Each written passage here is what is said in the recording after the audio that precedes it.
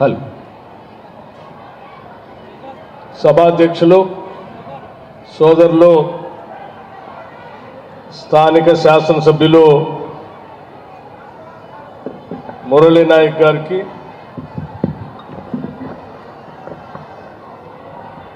గౌరవ రాష్ట్ర మంత్రివర్యులు జిల్లా ఇన్ఛార్జ్ మంత్రివర్యులు కూడా శ్రీ పొంగులేటి శ్రీనివాసరెడ్డి గారికి గౌరవ రాష్ట్ర మంత్రివర్యులు శ్రీ తుమ్మల నాగేశ్వరరావు గారికి గౌరవ రాష్ట్ర మంత్రివర్యులు కోమటిరెడ్డి వెంకటరెడ్డి గారికి గౌరవ రాష్ట్ర మంత్రివర్యులు శ్రీమతి కొండా సురేఖ గారికి సోదరులు రాష్ట్ర ప్రభుత్వ విప్ శాసనసభలో రామచంద్ర నాయక్ గారికి సోదరులు పార్లమెంటు సభ్యులు మాజీ మంత్రివర్యులు కోరిక బలరాం నాయక్ గారికి సోదరులు శాసనసభ్యులు కోరం కనకయ్య గారికి సోదరులు శాసనసభ్యులు నాగరాజు గారికి సోదరులు రాష్ట్ర ప్రభుత్వ సలహాదారులు ఈ ప్రాంతం నుంచి ఒకసారి శాసనసభ్యుడిగా ప్రాతినిధ్యం వహించినటువంటి వేమిరెడ్డి నరేందర్ రెడ్డి గారికి రాష్ట్ర గిడ్డంగుల సంస్థల చైర్మన్ రాయల్ నాగేశ్వరరావు గారికి సైకా చైర్మన్ బెల్లయ్య నాయక్ గారికి జిల్లా కాంగ్రెస్ కమిటీ అధ్యక్షులు శ్రీ భరత్ చంద్రారెడ్డి గారికి వెల్లం శ్రీకాంత్ రెడ్డి గారికి అట్లాగే ఎన్పీడీసీఎల్ అధికారులకి సిఎండికి జిల్లా కలెక్టర్లకి జిల్లా సంబంధించిన పోలీసు అధికారులకి అట్లాగే వివిధ గ్రామాల నుంచి తరలి వచ్చినటువంటి కాంగ్రెస్ నాయకులకి కార్యకర్తలకి వివిధ ప్రజాప్రతినిధులకి పాత్రికేయ మిత్రులకి అందరికి కూడా ముందుగా నా హృదయపూర్వకమైనటువంటి నమస్కారాలు తెలియజేస్తా ఉన్నాను. సోదరులారా, ఈ శాసనసభ నియోజకవర్గంలో దాదాపు 100 కోట్ల రూపాయలతో ఈరోజు అభివృద్ధి కార్యక్రమాలకు సంబంధించి భూమి పూజ కార్యక్రమాలు చేసుకునేటువంటి ప్రక్రియలో భాగంగానే ఈరోజు మేమందరం స్థానిక శాసనసభ్యులు మురళీ నాయక్ గారు అట్లాగే వేమిరెడ్డి నరేందర్ రెడ్డి గారు ప్రత్యేకంగా ఆహ్వానించి ఈ కార్యక్రమాలన్నీ ప్రాంత ప్రజలకు అందించాలనేటువంటి ఆలోచనతోనే మా అందరినీ ఆహ్వానిస్తే ఈరోజు ఇక్కడ మీ అందరి సమక్షంలో దాదాపు 100 కోట్ల రూపాయల అభివృద్ధి కార్యక్రమాలని ఈరోజు పెద్ద ఎత్తున భూమి పూజ కార్యక్రమాలు చేసుకుంటున్నాం. మనం ఈ శాసనసభ నియోజకవర్గానికి సంబంధించి గత 10 సంవత్సరాలు ఆనాటి ప్రభుత్వంలో ఉన్నటువంటి పెద్దలు ఈ ప్రాంత అభివృద్ధి కోసం ఎటువంటి కార్యక్రమాలు చేపట్టలేదు.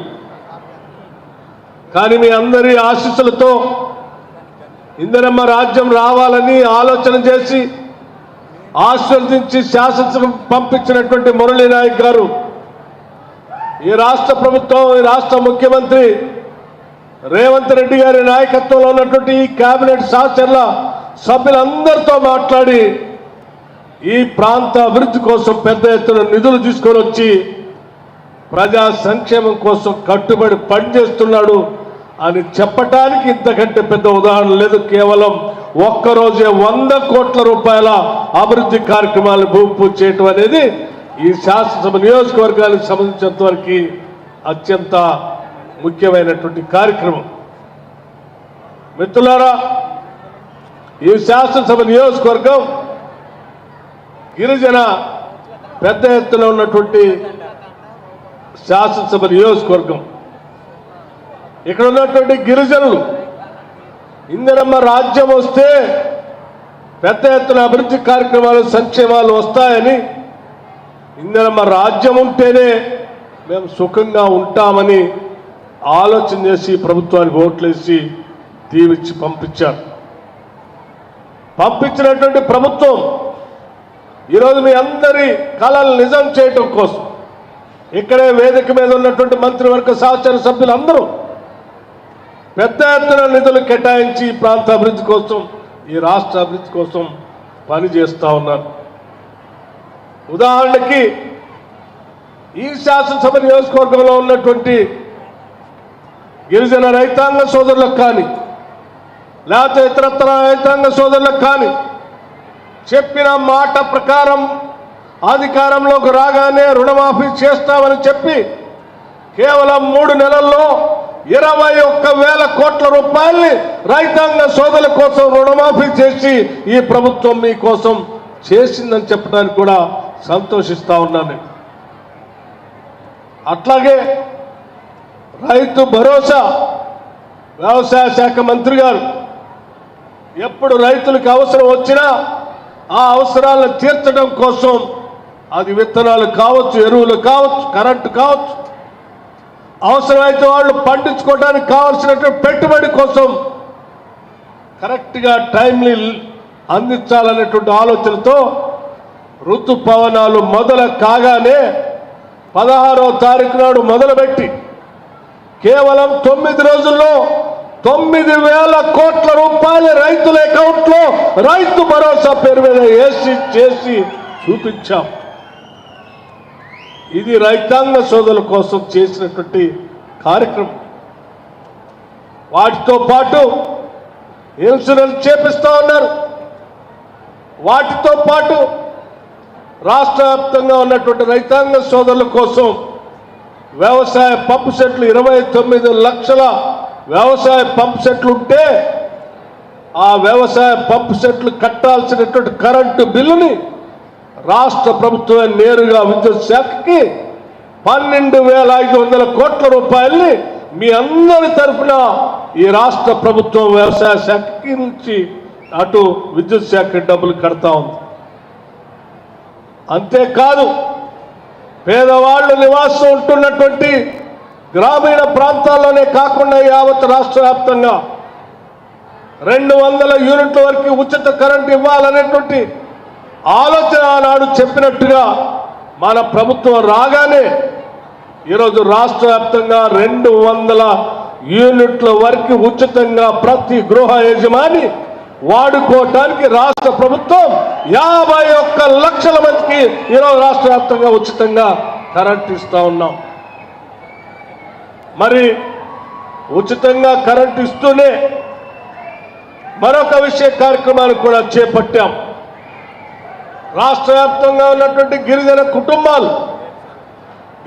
కుటుంబాలకు సంబంధించిన వ్యవసాయ భూములు, అట్లాగే ఆనాడు ఇందిరమ్మ కాంగ్రెస్ ఏర్పాటు చేసినటువంటి ఆనాటి కేంద్ర ప్రభుత్వం మన్మోహన్ సింగ్ గారి నాయకత్వంలో సోనియా గాంధీ గారు చట్టాలు తీసుకొని వచ్చి భూములన్నింటినీ కూడా పేదలకు పంచితే ఆ పంచిన భూముల్లో వ్యవసాయం చేసుకోవటానికి కావలసిన విధంగా కరెంటు ఇవ్వటానికి అటవీ చట్టాలు అడ్డు వస్తూ ఉంటే వాళ్ళు సాగు చేసుకున్నటువంటి భూముల్లో దున్నుకోవటానికి ఇబ్బందికరమైనటువంటి పరిస్థితులు ఉత్పన్నం అవుతూ ఉంటే మరో రాష్ట్ర మంత్రివర్యులు సీతక్క గారు వస్తూ ఉన్నారు. వారిని కూడా ఆహ్వానిస్తూ ఉన్నాం.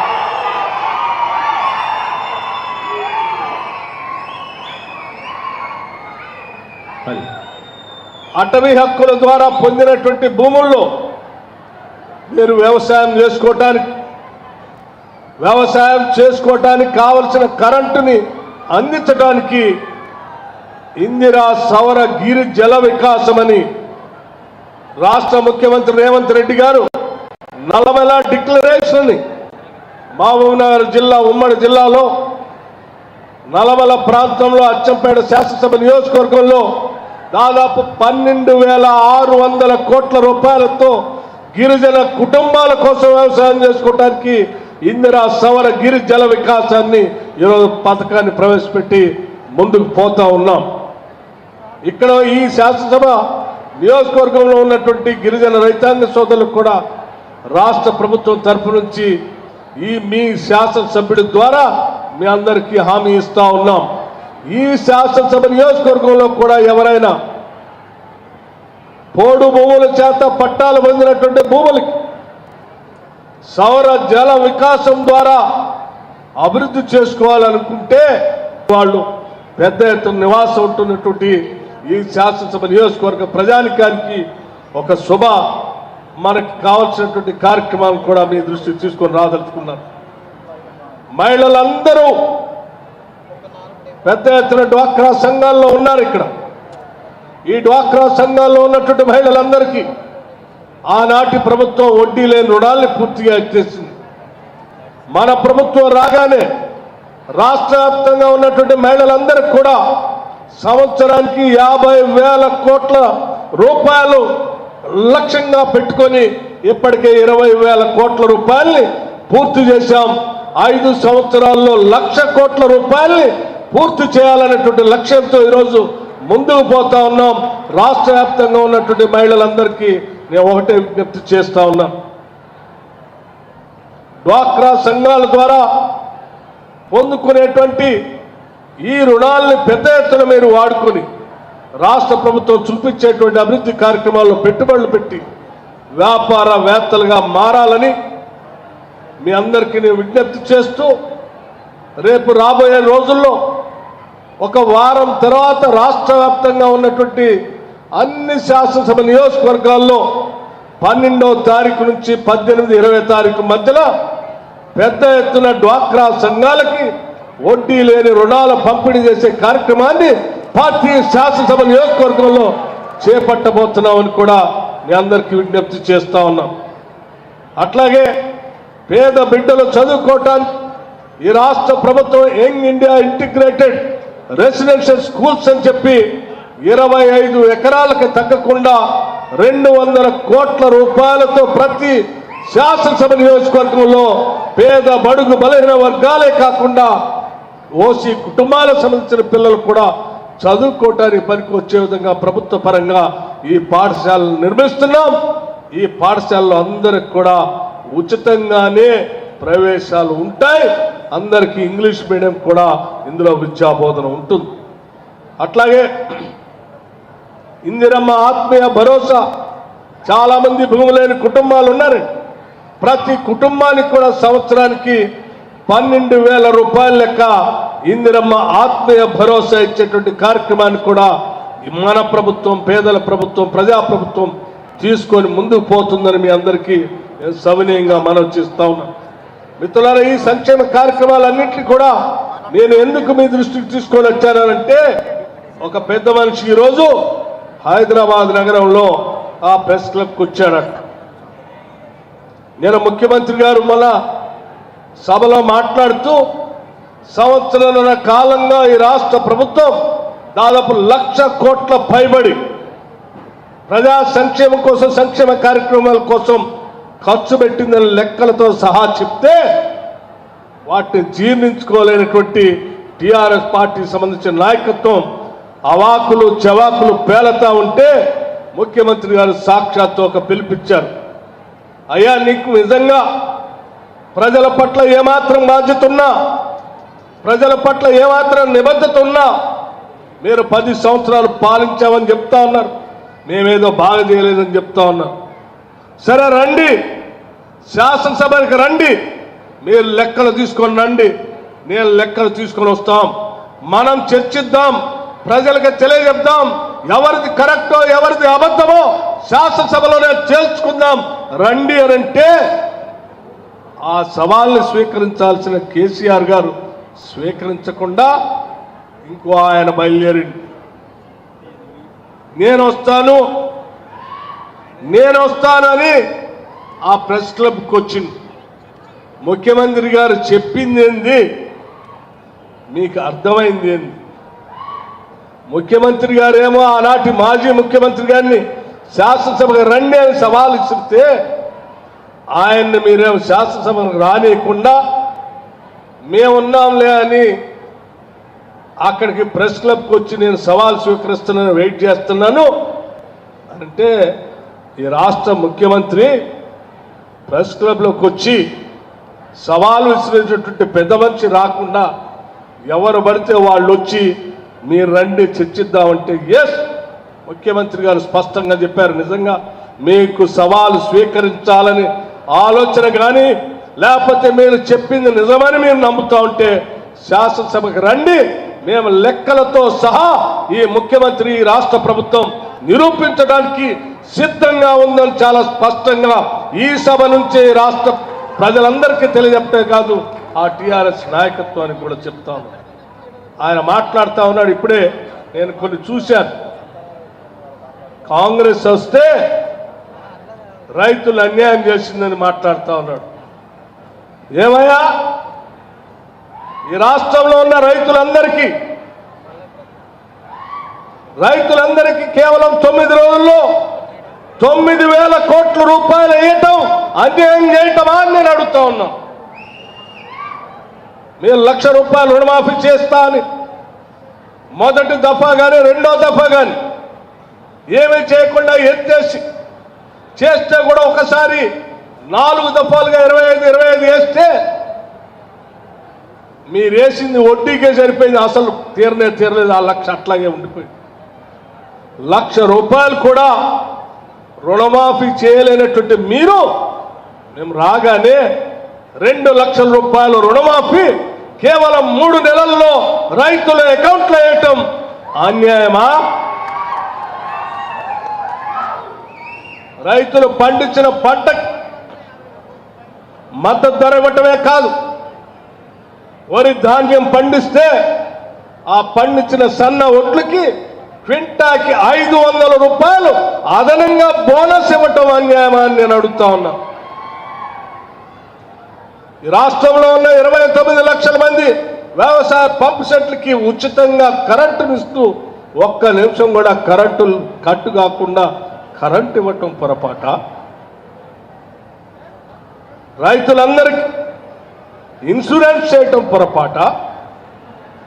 రైతుల కోసం నిత్యం ఆలోచన చేస్తూ వాళ్ళు ఏది కోరితే అది చేయడానికి రాష్ట్ర ప్రభుత్వం సిద్ధంగా ఉందని చెప్పి దాదాపు 70,000 కోట్ల రూపాయల్ని కేవలం ఈ సంవత్సరాల కాలంలో రైతాంగ సోదరుల కోసం ఈ రాష్ట్ర ప్రభుత్వం ఖర్చు పెట్టింది.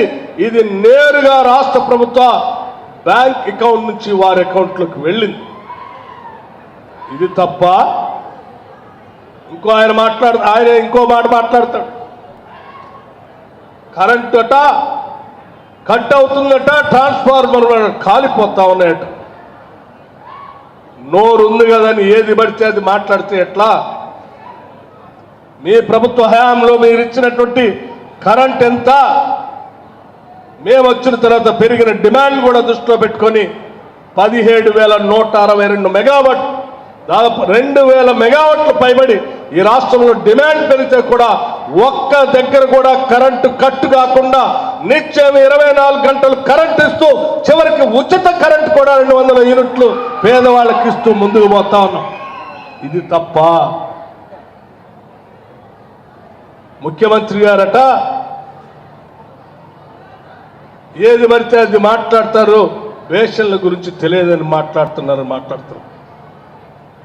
ఏం ముఖ్యమంత్రి గారు చాలా స్పష్టంగా అడిగారు, ఏ బేషన్ల గురించి ఆయనకు తెలియకపోతే కృష్ణా బేషన్లో ఉన్నటువంటి నీళ్ళని లేకపోతే గోదావరి బేషన్లో ఉన్న నీళ్ళని ఈ రాష్ట్రం కోసం, ఈ రాష్ట్ర అవసరాల కోసం వాడుకోవాలని చెప్పి లెక్కలతో సహా మొన్ననే కదా ప్రజాభవన్లో పెట్టి ప్రజెంటేషన్ ఇచ్చి నీ ద్వారా జరిగిన నష్టాన్ని, బేషలు లేవు, భేషజాలు లేవు, తెలంగాణ రాష్ట్రం ఏమైపోయినా పర్వాలేదు, గోదావరి నీళ్లు కానీ కృష్ణా నీళ్లు కానీ మీ ఇష్టం వచ్చినట్టు వాడుకోండి అని చెప్పి ఆంధ్రాలో పోయి చెప్పొచ్చిన పెద్ద మనిషి కేసీఆర్ గారి మాటలు సైతం వీడియో ద్వారా చూపించి మీ వాస్తవాల్ని బయట పెట్టారని ఆందోళనతో ఇవాళ ముఖ్యమంత్రి గారికి బేషన్ల గురించి తెలియదని చెప్తున్నాం. మళ్ళీ ఛాలెంజ్ చేస్తా ఉన్నాం. కృష్ణా నది బేషన్ గురించి కానీ, గోదావరి నది బేషన్ గురించి కానీ, లేకపోతే కృష్ణా నదిలో ఉన్న నీళ్ల గురించి కానీ, ప్రాజెక్టుల గురించి కానీ, గోదావరిలో ఉన్నటువంటి నీళ్ల గురించి కానీ, బేషన్ల గురించి కానీ స్వచ్ఛంగా స్పష్టంగా చర్చించడానికి రాష్ట్ర ప్రజలకి వాస్తవాలు తెలియజెప్పడానికి ముఖ్యమంత్రి రేవంత్ రెడ్డి గారి నాయకత్వంలో కాంగ్రెస్ ప్రభుత్వం, ఇందిరమ్మ ప్రభుత్వం ఎప్పుడంటే అప్పుడు శాసనసభలో చూపించి చెప్పి చర్చించడానికి సిద్ధంగా ఉంది. ముఖ్యమంత్రి గారు చెప్పిన మాటను నేను మరొకసారి చెప్తా ఉన్నా. రండి కేసీఆర్ గారు, రాష్ట్రం తెచ్చుకున్నదే నీళ్ల కోసం, రాష్ట్రం తెచ్చుకున్నదే నీళ్ల కోసం. 10 ఏళ్ళు దాదాపు 1.5 నుంచి 2 లక్షల కోట్ల రూపాయలు ఖర్చు పెట్టారు. పట్టుమని 10 ఎకరాలకు కూడా నీళ్ళు మీరు, పట్టుమని 10 ఎకరాలకు కూడా నీళ్ళు. తెచ్చిన డబ్బులన్నీ ఏమైపోయినాయో మీరు చూశారు.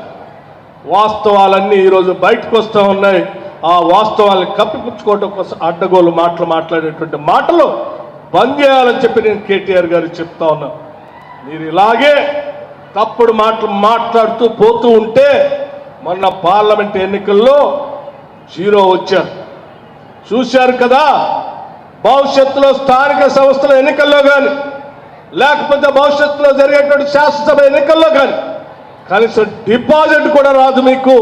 ఈ ప్రభుత్వం చేస్తున్నటువంటి సంక్షేమ కార్యక్రమాలు వాళ్ళ ప్రతి పౌరుడికి, ప్రతి కుటుంబానికి చేరేటువంటి కార్యక్రమాలు చేస్తూ ఉన్నామని మీ ద్వారా రాష్ట్ర ప్రజలందరికీ తెలియజెప్తూ, అనవసరంగా మీకు మీరు ఎక్కువగా ఊహించుకొని ముఖ్యమంత్రి పైన అవాకులు చవాకులు పేలవద్దని చెప్పి కూడా ఈ సందర్భంగా చెప్తూ, మిత్రుడు మరి స్థానిక శాసనసభ్యులు మురళీ నాయక్ గారు, అట్లాగే పేరు నరేందర్ రెడ్డి గారు ఇద్దరు కూడా ఈ ప్రాంత అభివృద్ధి కోసం, ఈ గ్రామాల అభివృద్ధి కోసం కొన్ని ప్రత్యేకమైనటువంటి కార్యక్రమాలు అడిగారు.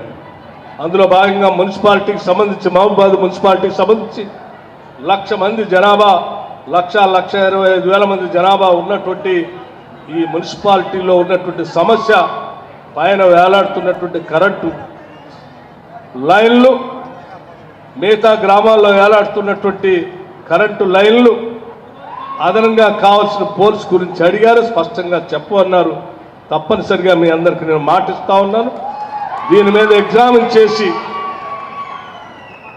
ఆ పోల్స్ షిఫ్టింగ్ కోసం కావాల్సిన విధంగా కొద్ది రోజుల్లోనే చర్యలు తీసుకుంటామని చెప్తూ, మరొక విషయం కూడా ఈ మధ్యనే అందరికీ తెలిసిందే, ఈ శాసనసభ నియోజకవర్గంలో ప్రభుత్వ ఆసుపత్రికి సంబంధించి 300 బెడ్డెడ్ హాస్పిటల్ కూడా ఈ మధ్యనే శాంక్షన్ చేయటం జరిగింది. పెద్దలు వైద్య ఆరోగ్య శాఖ మంత్రులు దామోదర్ రాజనరసింహ గారి ఆధ్వర్యంలో కొద్ది రోజుల్లోనే ఆ కార్యక్రమం కూడా పెద్ద ఎత్తున ముఖ్యమంత్రి గారు, హెల్త్ మినిస్టర్ గారు ఇక్కడికి వచ్చి దానికి కూడా ఫౌండేషన్ ఇచ్చేటువంటి కార్యక్రమం చేస్తారని మీ అందరికీ నేను సవినయంగా మనవి చేస్తూ, మరి కోమటిరెడ్డి వెంకటరెడ్డి గారు అడగగానే R&B రోడ్లు పెద్ద ఎత్తున ఇచ్చారు.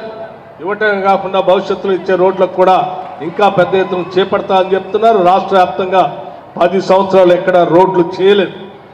రోడ్లన్నీ అధ్వానంగా తయారైతే ప్రత్యేక చర్య తీసుకొని ఈరోజు ఒక యాక్షన్ ప్లాన్ రాష్ట్ర వ్యాప్తంగా ఉన్నటువంటి R&B రోడ్లన్నింటినీ కూడా పూర్తి చేయాలనేటువంటి లక్ష్యంతో కోమటిరెడ్డి వెంకటరెడ్డి గారు ముందుకు వెళ్తూ ఉన్నారు.